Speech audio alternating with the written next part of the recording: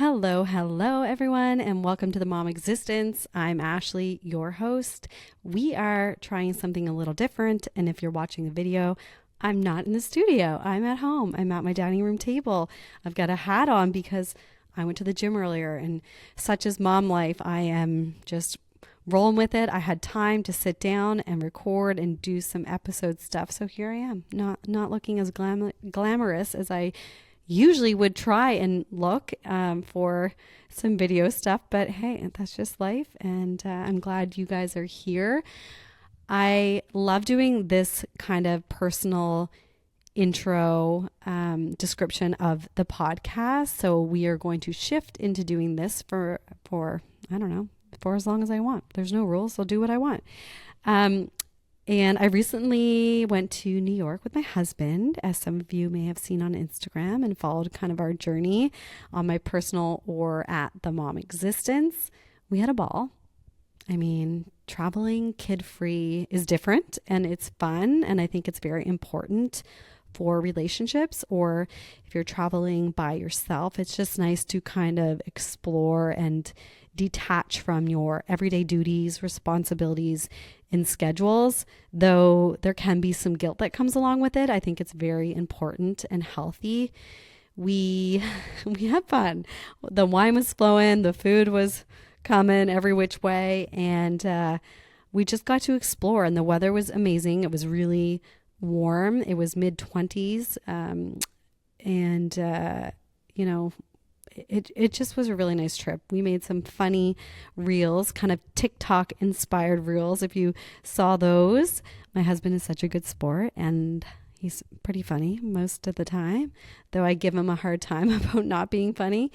I enjoyed it, and that was just something silly that we could do, and hopefully we do some more because, content and social media should be fun. It shouldn't feel like work all the time. It should be a place that we can laugh at ourselves and have fun.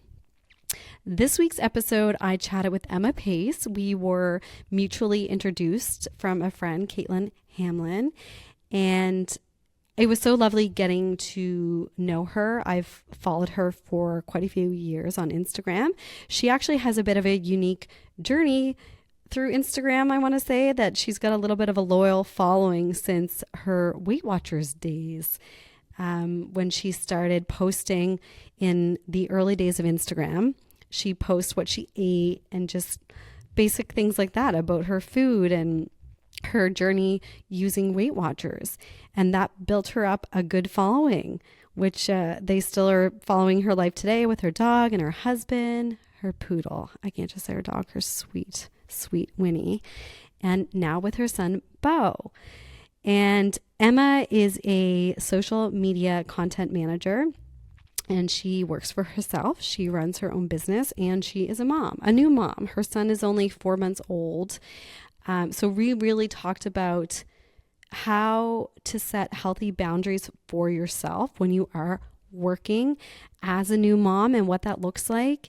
And I think that Emma is doing a really good job because it's not easy. It's not easy to context switch or take on that mental load. For some, sure, they can do it. For other people, it's a no. But she has some good tips and ideas around what that looks like and how you can do it. And a lot of it, I'll have to tell you, we are a lot alike, has to do with being organized and kind of knowing your threshold of what's too much and what's not enough. And I think that is a tricky part for moms in general, that we are kind of naturally taught, I would say, just over years and through society, that we kind of like smile through things and we do it and we want to take care of people and we're nurturers, blah, blah, blah, blah. So if you are in a space to handle working or doing projects while you are postpartum or a mom with 3 kids running around, just knowing your healthy boundaries is important and keeping that in mind, because we can definitely take on way, way too much as moms. And that can lead to several different stressors and burnout, and we do not want that to happen. So Emma shares a bit of her journey through that and opens up about kind of what her work from home and mom life looks like. And I hope you guys enjoy this lovely little chat. And yeah, let's dive right into the episode.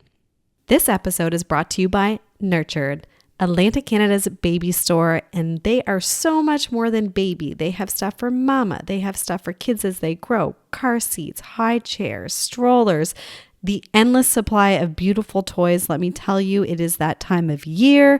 It is November and we are getting ready. Yes, we are, for the holiday season. I can't believe it. And if you have a little one or are buying for a little one and you're not sure what to give, of course, you can always do gift cards or pop into the store because their team is amazing. Just tell them the gender, the age of the child or your child, explain what they have or what they are into or what they don't have, and they will guide you and show you everything. And I love the selection of wooden toys. Personally, I find them just so much more visually beautiful. They are very durable when they are well made, let me tell you. And it's just a nice change to have other than plastic around, in my opinion. But pop in there, check out all the beautiful stuffed animals and the clothes and warm clothes that they have because it is getting chilly out there. And if you're looking for something or need to upgrade or a gift card for someone, we always need new car seats or accessories for our car seats as our little ones grow. So go and check those out. Their selection is unbelievable. And don't forget to check out their holiday shopping party. That is on Friday, November 15th from 6:30 to 8:30. You don't want to miss this. It's a one night only. You can grab tickets online because space is limited. So get your tickets and enjoy some VIP shopping. Obviously, you want to pick up some gifts or you may have some nieces, who knows, but that is the place. And you'll also get access to Black Friday specials. Get ahead of those crowds and get the access that you need for savings. Who doesn't love that for this time of year? As always, you can shop online at nurtured.ca or pop into their store in the north end of Halifax at 2543 Agricola Street. Emma Pace, welcome to the Mom Existence. Thanks for having me. I'm so happy you're here. Here virtually, but we're here together. And Yes.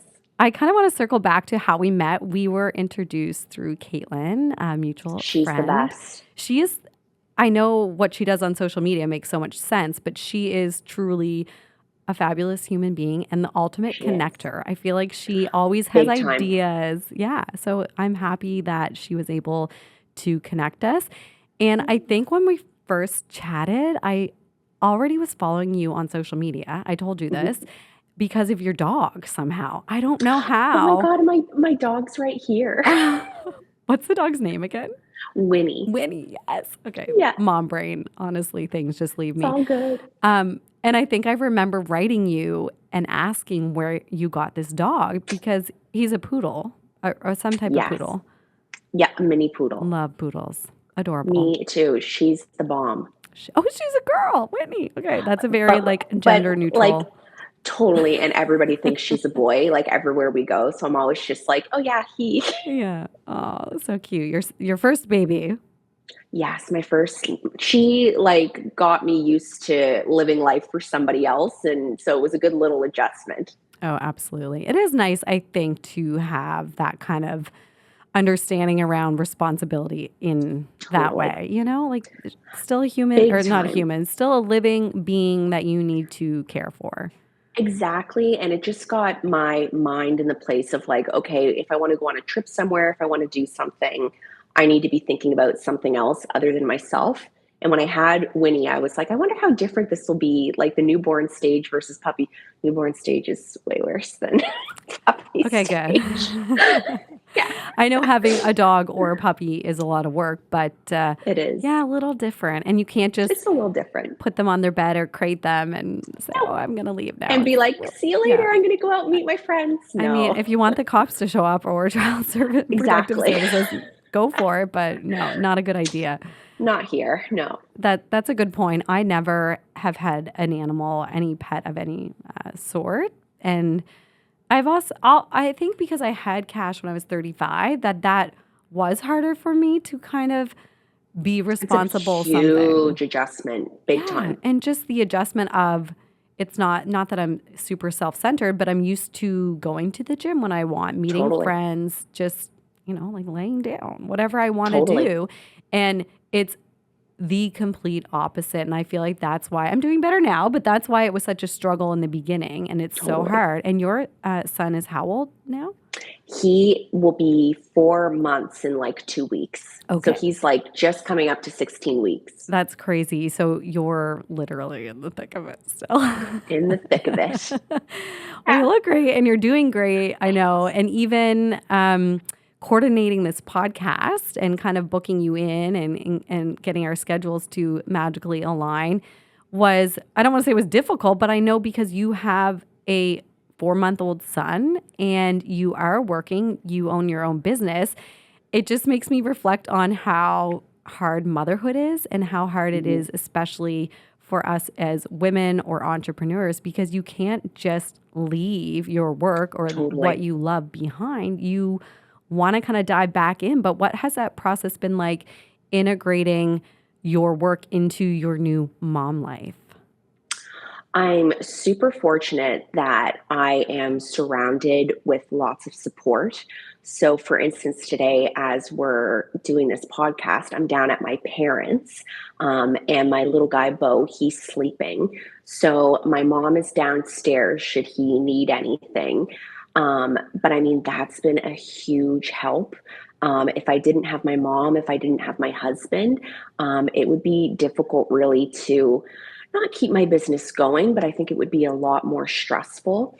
I think since becoming a mom, I was pretty organized before, but I've had to become a lot more organized in terms of time management, just because even like coming down to my parents today, before I was a mom, I'd come down with my laptop and that's all I would need. Hmm. Well, coming down today, it's like I need the diapers, I need an extra onesie. I need wipes. Like you just have to pack all of the things. But it's funny. It's like I wouldn't change it for the world. It's like the best thing ever. It is really a different way.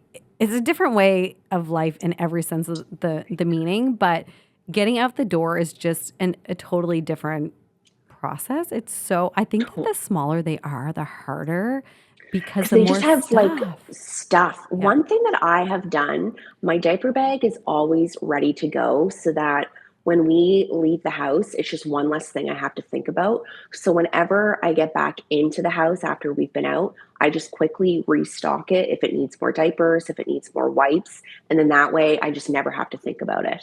We are the same. I programmed myself and I still do. Now it's mostly I need snacks all the time because my son's Snacks. almost 20 months. I need snacks at any moment. He could just have a meltdown Totally. and a snack fixes everything. So yeah, I'm the type of person, same thing. If something came out, I formula fed our son and it would just be like put the bottles in, the packages in, get a sterile Totally. bottle. And you do have to kind of reprogram a lot of your Totally. life and your habits. Totally. It's funny because I was chatting with one of my friends because she uses formula, and that's I breastfeed. So, like, I don't have to leave the house and think about bottles or anything like that, or bringing like water or a way to heat up milk. So, it's a lot easier in that sense, but still a lot to take out. Yeah. Well, and even, I mean, breastfeeding is a whole different bucket of challenges because then the baby's attached to you. 100. You are their Hence, life source. exactly. He basically comes everywhere with me. Yeah. Yeah. Podcast. Yeah. If he has to make a little cameo, we'll bring Yeah, him in. totally. I love that. So I know it's still early for you, but is there anything so far that has been super surprising? Something that you just never ever thought that this would happen, or just something that just surprised you in general becoming a mom? I would say, like, I definitely had a lot of anxiety about becoming a mother because it's a lot of work. Hmm. And when I was pregnant, especially when you're pregnant, you're so tired, you're so depleted, you're so sore. And you're like, you think that feeling is going to last forever. So you're like, how am I going to be able to do this with a baby? And I think one thing that really surprised, of course, I knew I was going to love my child, but that level of love, like I would do anything for him, that makes, everything easier. Getting up in the middle of the night easier, like having to pack everything we need to go somewhere easier. Like the amount of love that I didn't even know was possible has been something that's been really incredible to experience. That's true. And I think that's what keeps you going, and it's definitely Totally. not the universal um, way it is for all parents or certainly moms, but I Which is always, totally normal. totally normal, so Totally normal. normal. I know so many friends, like I definitely experienced, I was lucky enough to have that initial bond and that love right away, but I definitely had, I don't know if I want to call it the baby blues, but Oh, definitely like the hormonal. I had the baby blues. Oh my gosh. Did If everything make you any cry? Everything. And Everything. I remember it was like, that is one thing, I guess, like anybody who's about to have their first child, the baby blues are so normal. And they hit me. I remember we had to go drop off Bo's paperwork at the doctor. So my mom was like, why don't you and my husband Dylan, she was like, why don't you guys go do that and go just take a little break and go get some ice cream and come home and I'll watch the baby. And I was like, okay, That's cool. nice. That's so nice. Moms are Except the we got best. Moms are the best. Except we got home from that trip and I just started sobbing because I was like, I really enjoyed going out and having the ice cream by myself with Dill. Does this make me a bad mom? And it was Oh, just yeah. like, I was sobbing. But within like 2 weeks, and luckily, I've had friends who have recently gone through it. So I was able to text them, like, is this normal? And they were like, yes.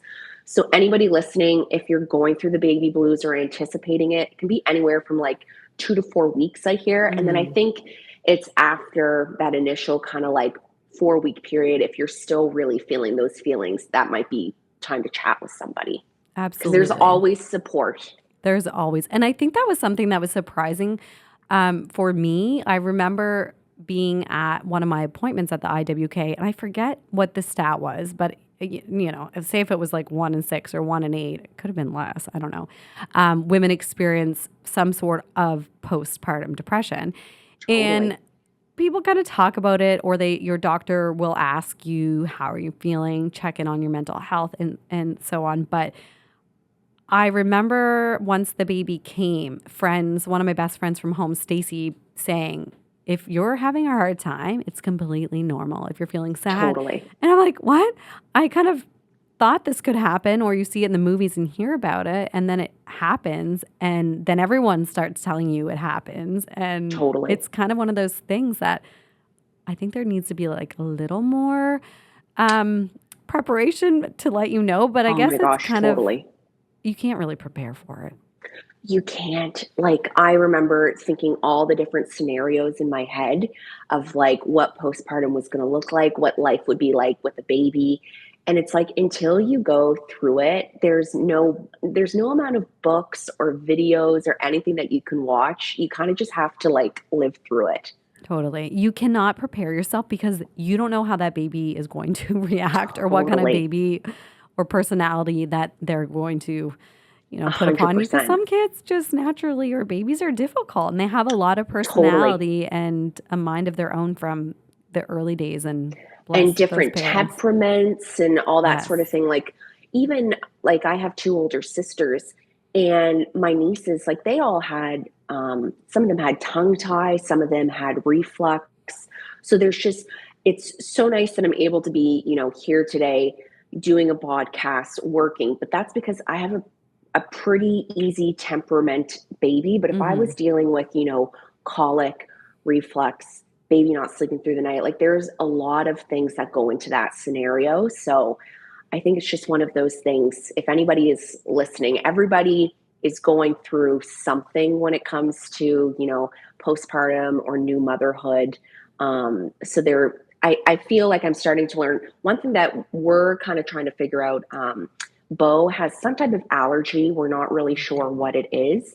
But I've given up milk. I've given up egg. I've given Oh, up I like, saw that on social yeah, media. like, Oh, yeah, I've given up like a lot of different foods to try and figure it out. oh, And luckily, like his temperament and everything is still great. But that's kind of one thing I've learned in motherhood. It's like, okay, if breastfeeding is going well, then you might be dealing with an allergy. And if you don't have reflux, your baby might be constipated. You know what I mean? Like yeah. it's It's it's always constant. something. Nothing is ever going to be perfect. No, and you feel like I always had like we were saying, we like to be organized. I felt like I always had everything down to a good schedule, a sleep Hmm. schedule throughout the day, pretty good at night, feeding schedule, wake, I forget what it is now, play. Wake windows. Yeah, Yeah. but it's like play, eat, sleep, or whatever one of those kind of models is to follow in their day. But I would figure that out, or whatever type of sleep schedule he was adjusting to, keeping him awake longer as they get Mm. older and things like that. And then all of a sudden, I They don't know, a switch. tooth, uh, some type of leap would happen developmentally. Yep. He's sick, something. It's just always something. So you Always kind of something. have to be diligent and create a schedule if you want, if that works for you. But know that in 2 weeks or three It weeks, can all change. your life may blow up. And I think that's hard. And I think Totally. that's just life as we are humans, as we're adults. It's the same thing. We're just changing our minds, changing our opinions, changing where we live all the time. And nothing's just, smooth sailing. Constant. Yeah. Totally. But it's still hard. It's still hard to live with that kind of life. Especially to like you were saying, if you've gone your whole life and you've kind of just been able to do whatever you want when you want, that would be a huge adjustment with having a baby. Absolutely. And like I was saying to you, I had my son when I was 35, which technically they call that, what do they call it? Not like a senior. Um, The word is what is just, my brain is not working today. it's a horrible word. Geriatric. Geriatric. Yeah, it's a Geriatric, 35 and over, you are considered crazy, geriatric in terms of pregnancy, which, crazy. yeah, and now I'm 37. So if I get pregnant again, then You're like double who knows? geriatric in Yeah. their eyes. Where will they send me at the hospital now? But it's absolutely crazy when you kind of have, some people have kids when they're in their teens or their 20s or whatever it is. But when you Oh get to my that gosh, age, your life is set, kind of set. So that is hard to totally. adjust to that new, like we were saying, like that new, I don't know. I don't even know how to, Routine yeah. and And your independence is just kind of stripped of you for a while. totally. It will come back. It's a phase, right? It's We'll a be 50 phase. someday. Exactly.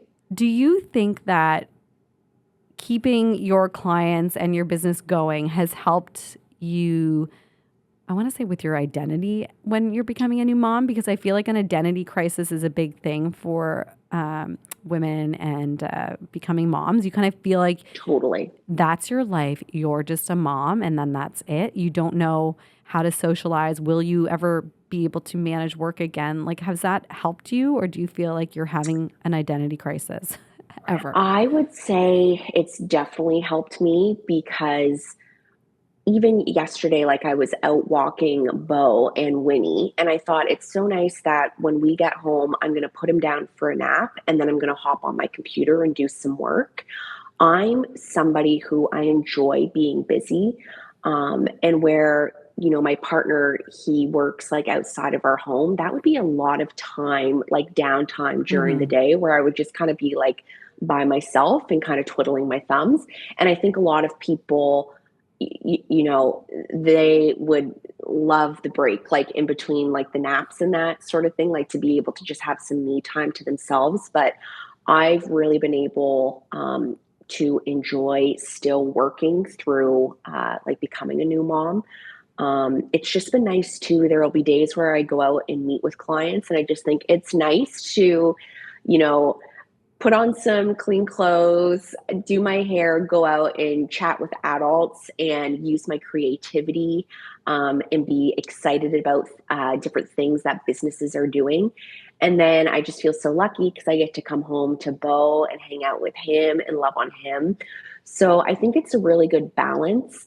But I know some people have asked, like, how much time did you like take off originally? When I didn't take any time off.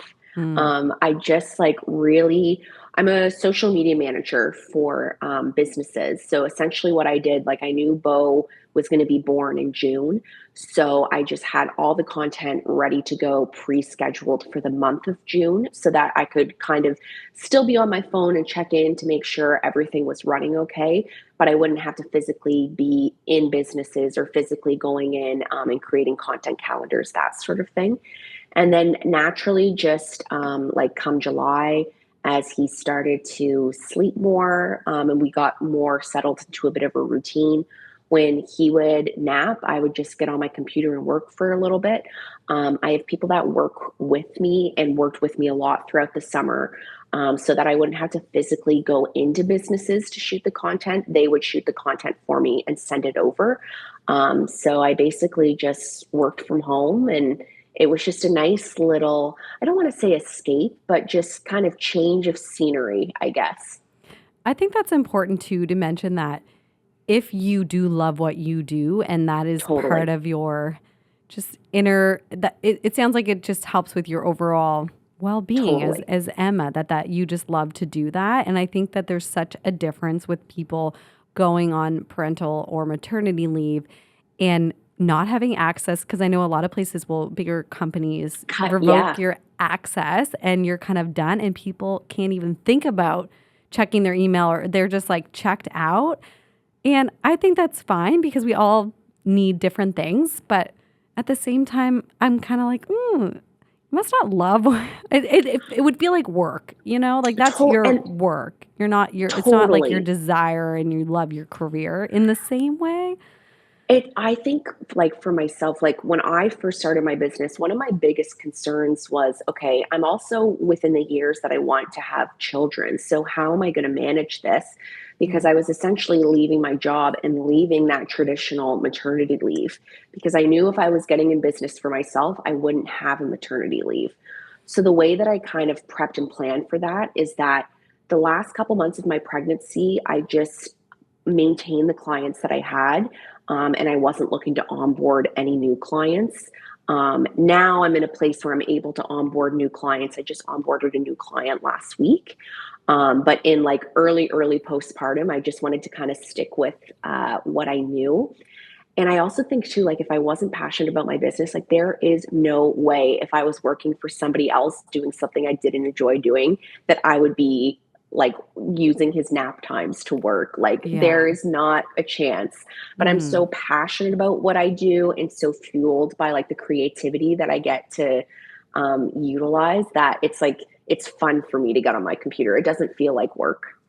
And I did find in the beginning it was easier to kind of because they're like little They're potatoes. potatoes. Yeah, Yeah. they start to show their personality obviously month after month. But yeah, if they're sleeping for 2.5, sometimes 3 hours a day, it is easier. I mean, multiple times a day, not sorry, the whole day.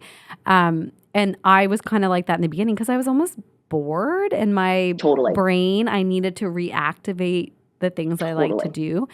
do. So I would do work. And then it got harder. It did get harder as he got older, probably after a year, and we hadn't had any daycare because it was just they're in, They they're changing and they're growing and they don't totally sleep, or it takes longer to get them to sleep and stuff like that. So yeah, take advantage of all that time right big now. time.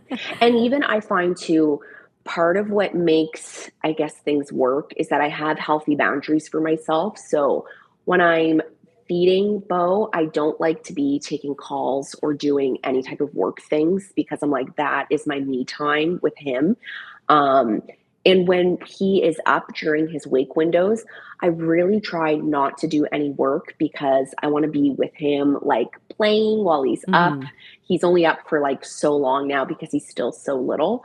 But that was something like from the get go, it didn't feel good to me to be doing work um, or doing work like while breastfeeding. So that's kind of like a healthy boundary I have in place. And I find because I have those boundaries in place and I kind of, it's a good way to time block my day. So when he is napping, I just make sure that I'm really in the zone for work, and kind of schedule my day. So I know, okay, this is when he's probably going to be sleeping. This is what I'm going to do, XYZ, and just kind of making sure that when he's up, I'm being present with him. And then when he's asleep, I'm kind of doing my own thing. That's smart. You'll never regret doing it that way. And then as he grows and if you're working more or less, you'll be able to figure it out and kind of adjust to Totally. what feels good. And it is nice to be able to have that flexibility and that control and power over it Big time. versus you have a boss that's hounding you and you're trying to feed or spend time with your child and you can't. I often think about, not that I know a ton about mat leave in the United States, but I often think about how hard it must be to not really have a mat leave or go It's back after crazy. weeks or a very, few months. If you had to physically go to work right now every day, I would just bawl. They would have to lock Same. me up in a mental Same. institution because I just wouldn't be ready. And I don't know. I feel for Same. those moms.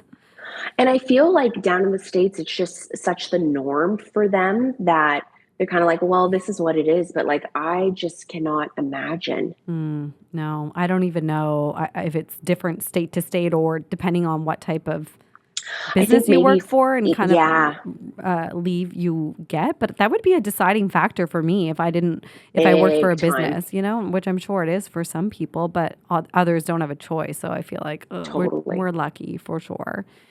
Big Uh, time. Something I want to ask you about, I was just making a note because, and you may not know a ton about this or have, just give me your thought and opinion on kind of what do you think when there are children being posted, not in a improper way, but on social media. If I'm putting photos or videos of my son, my podcast is obviously an open public profile because I've been seeing stuff on the Mom Existence Instagram. I follow a lot of other mom Mhm. influencers or mom content, which is kind of cool. And sometimes there are conversations around why you shouldn't show them, or Right. other mom influencers have hearts or blurred out faces. And then I start to get anxious about me showing my son. As a social Right. media and marketing expert, do you have any thoughts or opinions about why or why not that makes sense for some people? I think it's all about what each individual feels comfortable with. And I also think, too, for somebody that has like a private, closed Facebook account with just their friends and family, I think, most people would be comfortable posting their children like online. I just find for myself, I started like my personal Facebook account years ago when I was doing like Weight Watchers and I had all these people follow me for like food inspiration and that sort of thing. So I have a lot of followers, but a lot of them, like, I don't know who is following me. So for me, myself, I find like every now and then, like I'll share a picture of Bo, but what I do is have like a close friends group on my Instagram. Mm-hmm. And so anything that I want to share, like my close friends and family, um, can see. But I'm kind of under the opinion that I want Bo to be able to make the decision for himself, like how he wants to be seen and how he wants to be portrayed. So I think like when I see like friends post kids, or like, it's all like harmless and it's all good. It's like what makes me feel kind of like icky is like family vlogging and that sort of thing, where like the kids are like the center of the entertainment. And sometimes you kind of see that on TikTok too. It's just like you never really know who is watching. Mm-hmm. And some of these moments might be private or something that maybe down the road your child might not want their like school friends to see. So I think it's just one of those things. It's like on an individual basis and like what people are comfortable with.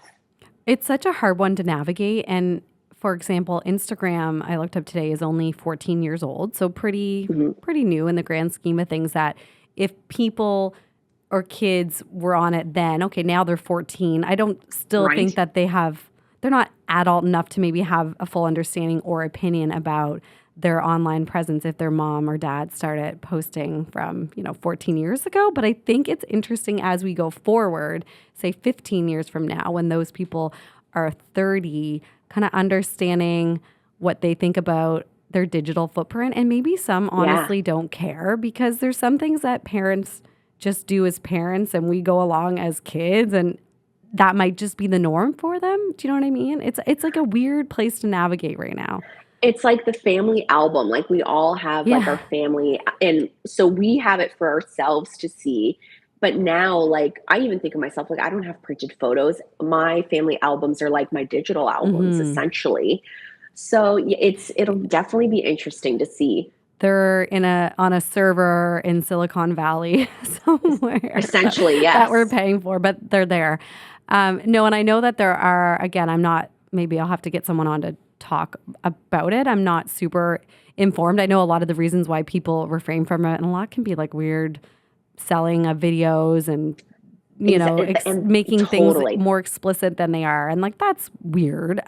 They can steal our identity as adults too. Like a lot of it's just weird and The internet is a AI. scary place, It is. But, but we're I'm on just it 24 human. 7. Yeah, we're Yeah. just human trying to figure this out. But yeah, it is different when you think about the safety or the well-being of your child.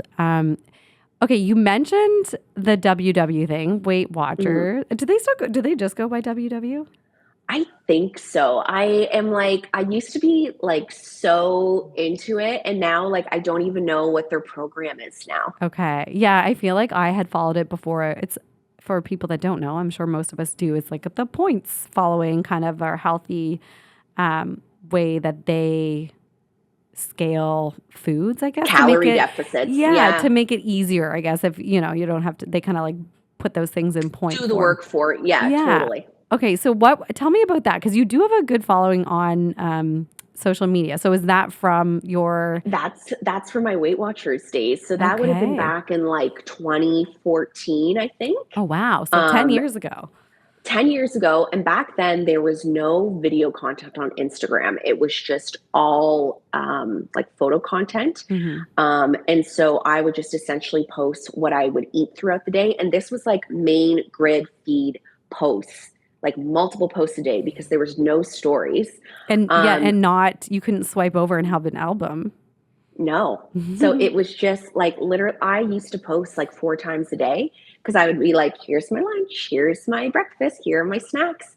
But Weight Watchers would like reshare you Okay. to like be You're like, like an oh, look at, OG of IG Weight Watchers, weight loss. yes, Yeah. yes. And when they would share you, all of these people would start following you.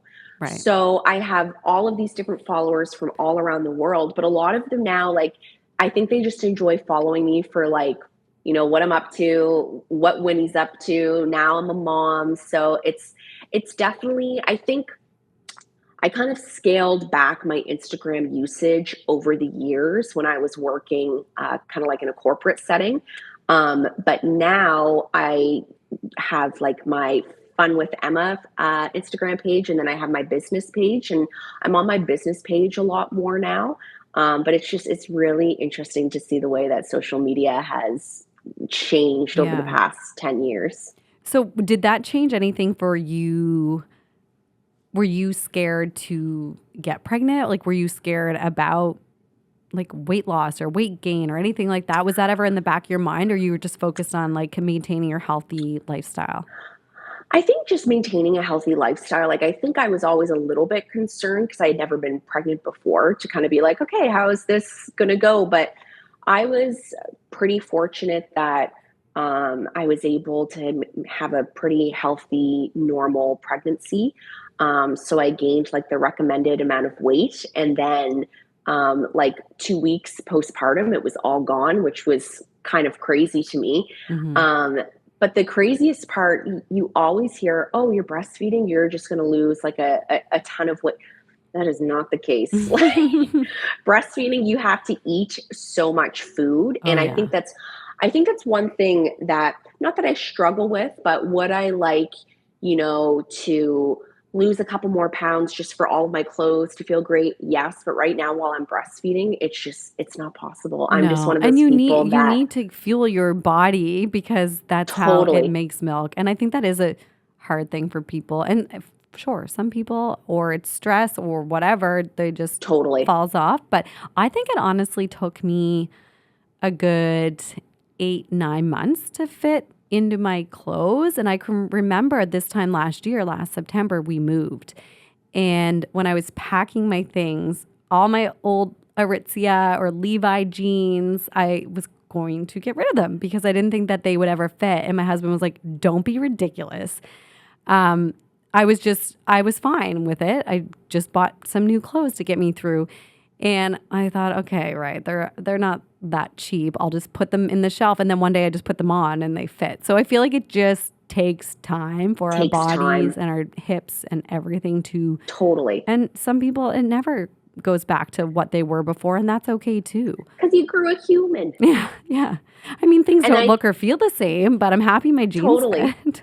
oh my, jeans fitting are like the best thing ever. And I feel like it was like 2 weeks postpartum. I tried on like my pre-pregnancy jeans and they fit, but they were a little Girl, tight. 2 weeks. I know, I was Getting crazy. But crazy. they feel better and better because your uterus shrinks more. Yeah. Well, So that's like it. You could lose, like, I remember getting your belly just feels weird and empty and jelly, and it's strange for the first few days. And I can remember, I think I kept it in one of my notes how much, like, because I just wanted to know for my appointments each week what or whatever my appointments I was totally. gaining.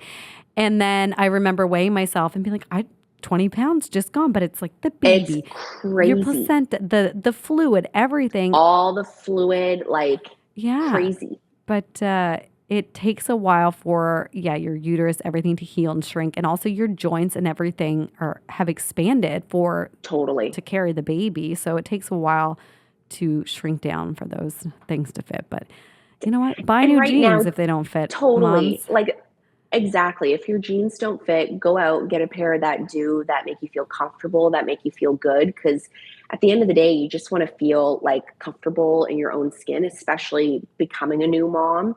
I feel like my focus is so much on bow, which I think has been good for my overall body image because right now I'm just like, the focus isn't on me. Down the road, I'll be able to look like whatever I want to look like if I want to put in the work. But right now, I'm just focusing on feeding him and being his mom. Exactly. I love that perspective.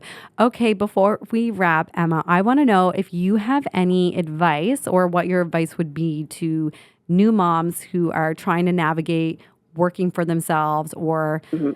whatever that work looks like and balancing kind of new motherhood.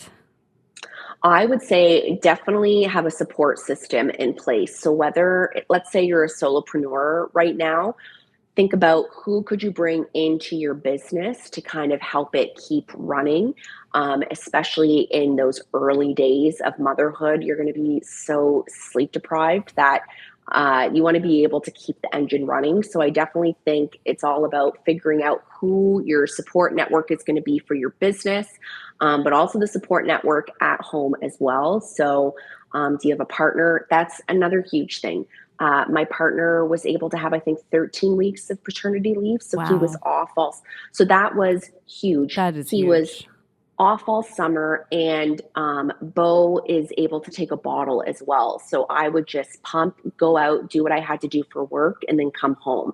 So figure out kind of who your support network is going to be at home because that is huge as well. And there was one, oh, I feel like within my business, I work with a lot of aligned clients. So the clients that I work with, a lot of them are currently moms themselves in the trenches, or their kids might be out at university now, but they understand what comes along with new motherhood.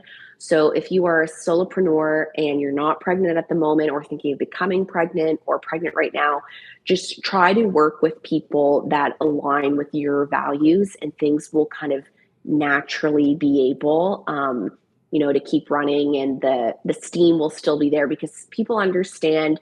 The other day I had a meeting with one of my clients. Well, I had to take my son to the doctor very last minute, and I said, I hate that I have to cancel this meeting, but she understood. She's a mom herself.